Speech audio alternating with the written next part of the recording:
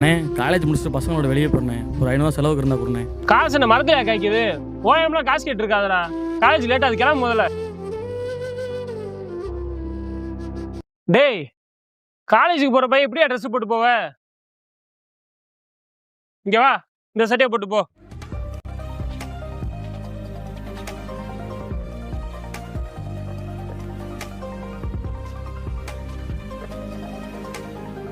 இப்ப பாரு, பார்க்க எப்படி இருக்கன்னு.